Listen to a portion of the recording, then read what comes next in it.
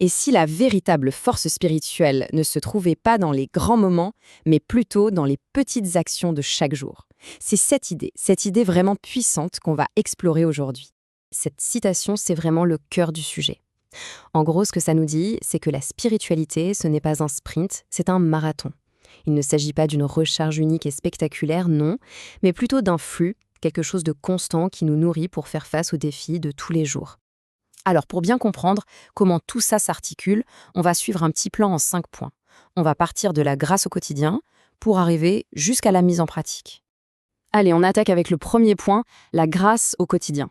Mais concrètement, ça veut dire quoi? Qu'est-ce que ça implique de ne plus attendre le grand miracle, mais de chercher cette force-là, au jour le jour? Ce qu'on a là, c'est un changement total de perspective, un vrai basculement. D'un côté, on a l'attente passive. On attend que quelque chose se passe, un peu comme si on attendait que la foudre tombe.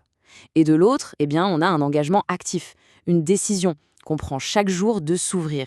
C'est vraiment ça, la différence entre être simple spectateur et devenir acteur de sa vie spirituelle. Et ce qui est génial avec cette idée, c'est qu'elle rend le service accessible à tout le monde. Pas besoin d'une grande estrade ou de faire des trucs incroyables, non. Chaque petit geste, même dans le quotidien le plus simple, le plus humble, eh bien ça devient une occasion de témoigner, une occasion d'agir. Bon, d'accord, on voit bien l'importance de cette approche au jour le jour. Mais la question qui vient tout de suite après, c'est où est-ce qu'on la trouve, cette force? C'est justement ce qu'on va aborder dans la deuxième partie. L'idée principale ici, c'est qu'on ne part pas de rien. Il ne s'agit pas de créer de la force à partir du vide. C'est plutôt l'idée de se brancher, de se connecter à une source qui est là, inépuisable. Un peu comme un trésor qui attend juste qu'on vienne piocher dedans. Et là, cette liste, elle est très parlante. Ça nous montre bien que cette provision, elle n'est pas juste abstraite, non. Elle touche à tout ce qui fait de nous des êtres humains. Les fardeaux qu'on porte, nos doutes, nos faiblesses, mais aussi nos espoirs. C'est comme si pour chaque zone d'ombre, il y avait une promesse de lumière. Mais alors, si cette ressource est si abondante, si accessible, pourquoi est-ce qu'on a si souvent l'impression de ramer tout seul? Qu'est-ce qui bloque? Quel est l'obstacle qui nous empêche d'y accéder? C'est exactement ce piège qu'on va regarder de plus près. Et voilà le paradoxe, c'est vraiment crucial de le saisir. Quand on se focalise sur nos imperfections, c'est un peu comme si on essayait de courir en regardant ses pieds. On ne voit que l'obstacle. Et plus on le fixe, plus on perd l'élan pour le dépasser.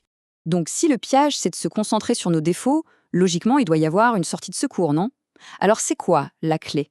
Qu'est-ce qui permet de se libérer de ça et de trouver la victoire? La solution, elle est à la fois simple dans son principe et très profonde.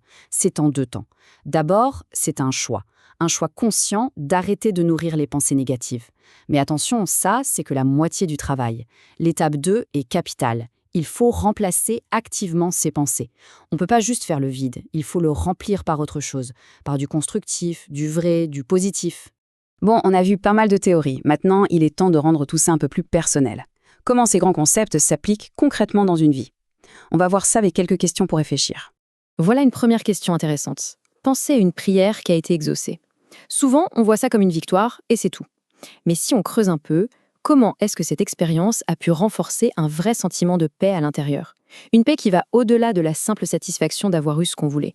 Maintenant, la question peut être la plus difficile. Et les prières qui n'ont pas été exaucées? Qu'est-ce qui se passe quand la réponse est non ou attends? Comment on fait pour concilier cette promesse de paix avec la déception bien réelle qu'on ressent?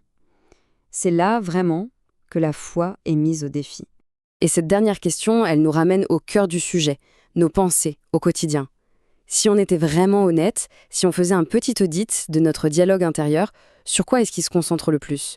Sur les problèmes, les imperfections, ou sur ce qui est juste, ce qui est vrai? La réponse, bien sûr, elle a un impact direct sur notre capacité à ressentir cette paix. Et on boucle la boucle. On revient au message central. La clé pour vaincre, finalement, ce n'est pas de se battre sans relâche contre nos faiblesses. Non, c'est un choix. Un choix qui peut paraître simple, mais qu'il faut refaire chaque jour. Où est-ce que je décide de porter mon attention? Parce que c'est une loi quasi mécanique. Là où va notre attention, c'est là que va notre énergie spirituelle.